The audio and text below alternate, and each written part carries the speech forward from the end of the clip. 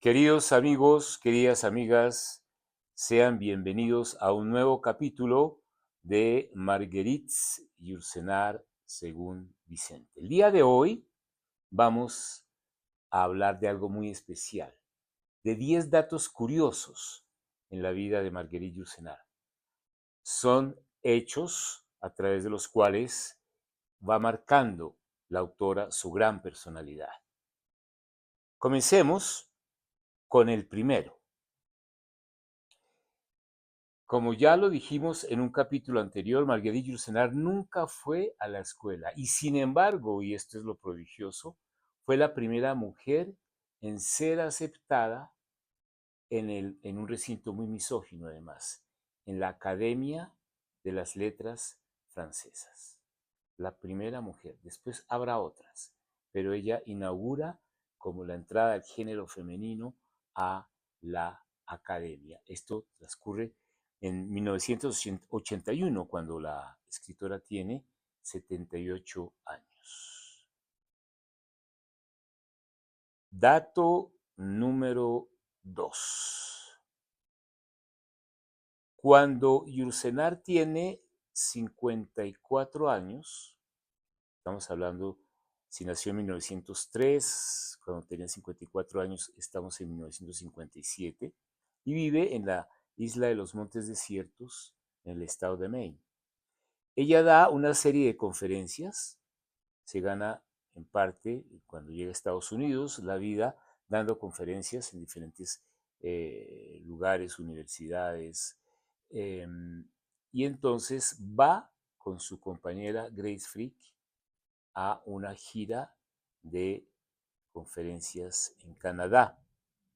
Entonces se dirigen a la estación de tren más próxima.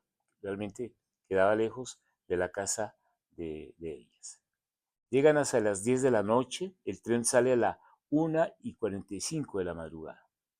Grace decide quedarse en una especie de bar, restaurante que hay en la estación del tren, pero Marguerite Yourcenar está un poco cansada y prefiere alquilar un cuarto en un albergue que queda muy cerca a la estación del tren, ahí mismo.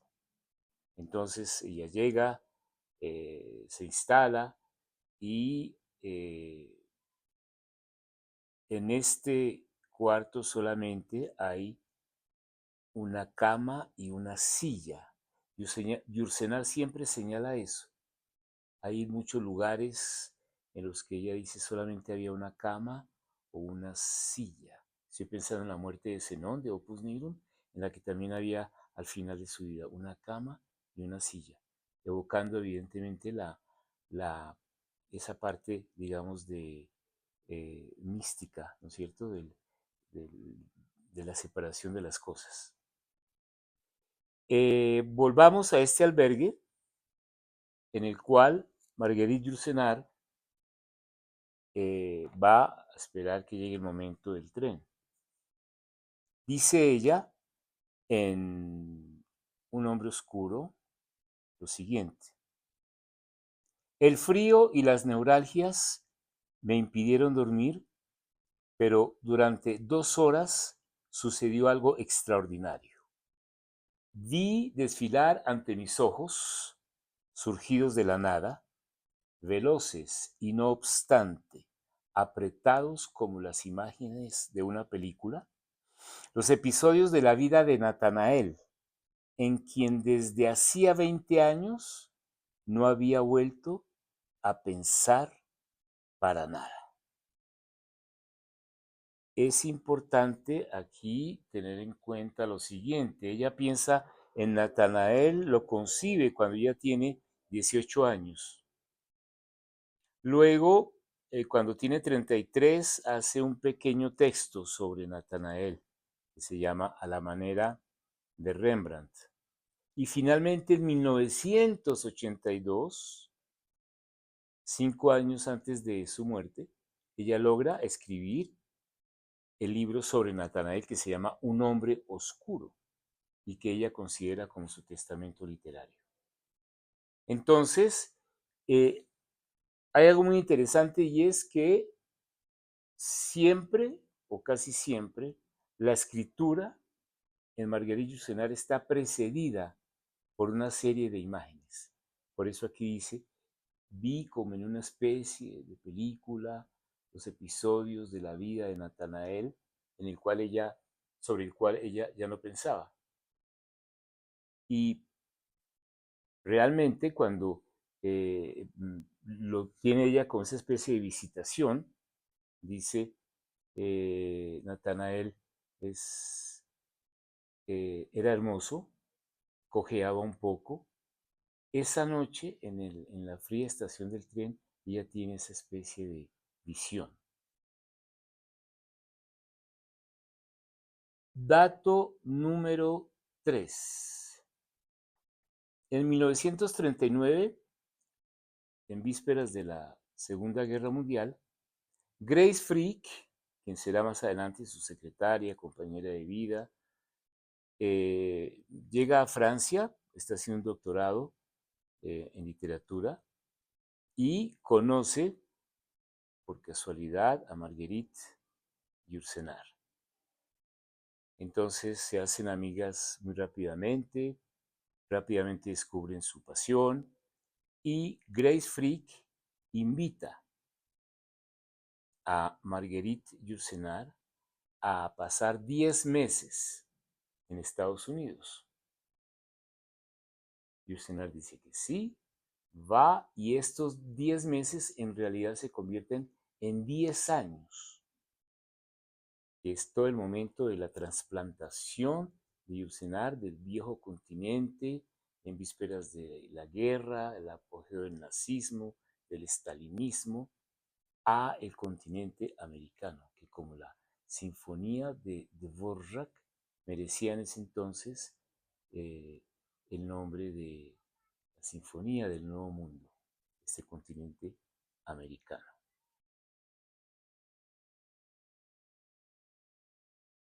Dato número 4. Yourcenar se va a exiliar voluntariamente en una isla. Cuando llega a Estados Unidos,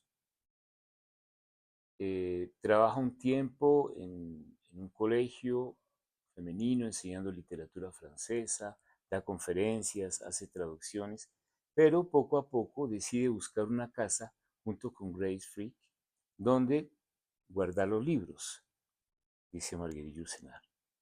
Esta casa la encuentran en una isla que se llama la isla de los Montes Desiertos, en el estado de Maine, cerca de una propiedad que tenían los Rockefeller y desde donde veía el mar Atlántico.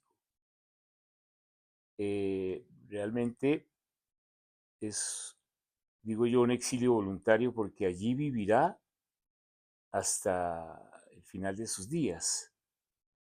Ella se instala en esta isla hacia 1945-46 y durará allí hasta su muerte en 1987, pero claro, intercalando viajes por el mundo entero y otras actividades académicas. Dato número 5.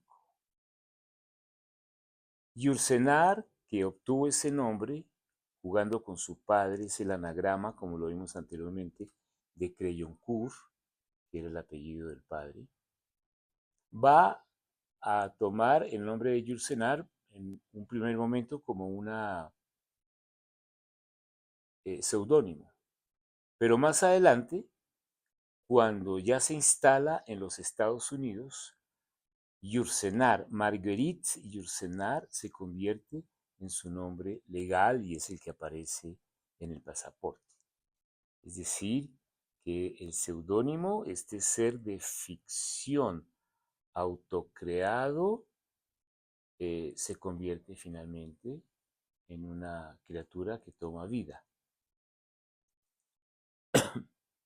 Dato número 6. Yourcenar tiene un aspecto transgresor muy interesante muy curioso y muy grande. A los 75 años se enamora apasionadamente de un joven fotógrafo norteamericano de 28 años, ella es 79 y él de 28, y este joven fotógrafo que se llamaba Jerry Wilson amaba a otros hombres. Es decir, que esta distancia de edad es muy grande. Pero si nosotros vemos, por ejemplo, pensemos en nuestro país, es común ver, o fue común ver, matrimonios de hombres de mucha edad con mujeres muy jóvenes, de 14, 15 años, porque el hombre mayor tenía cierta estatus económico o lo que sea. Ante esto, que fue una costumbre muy usual, no sucedía nada. Si se invirtiera esta, digamos, relación, y si fuera la mujer de 75 años y el hombre de 14, evidentemente esto no pasa, no funciona, ¿no es cierto? Ahí sí entra nuestro puritanismo cristiano. Pero si se invierte de otra manera, es decir, un hombre de 75 años y un hombre de 14, 15, eh, decididamente llaman a la policía. Y lo que no se soportaría es una mujer de 75 años y una muchacha de 14 o 15. Esto pues porque tiene que ver con el patriarcado geográfico y sus incidencias socioculturales en el mundo, porque no solamente es en la provincia de Colombia. Dato 7. Yursenar, empleando la jerga de hoy día, podríamos decir que era pansexual, es decir, que amaba a hombres y a mujeres independientemente de su identidad sexual. Tiene una frase que explica esto en una entrevista que concedió y en la que dice lo siguiente: cuando se está enamorado, el sexo del ser amado importa poco. Esto tiene que ver un poquito con la visión de los griegos, ¿no es cierto? Del kalos y agathos, de lo bueno y lo hermoso. También tenían el sentido de amar a una persona en su totalidad sin amar una parte de esa persona. Dato número 8. Yursenar lega en su testamento como único heredero universal a Jerry Wilson. Cuando ella siente que está un poco enferma, entonces toda su fortuna, que era bastante, de los dineros provenientes de su obra a través de Gallimard, hereda todo esto a Jerry Wilson, pero en 1986, teniendo 36 años, muere Jerry Wilson de SIDA. Yursenar no se esperaba esto, ella esperaba que él muriera después de ella. Aclaremos que ella muere en 1987 por un accidente cerebrovascular. Entonces cambia el testamento y lo va a legar a las obras que tienen que ver con la defensa de los animales y del medio ambiente.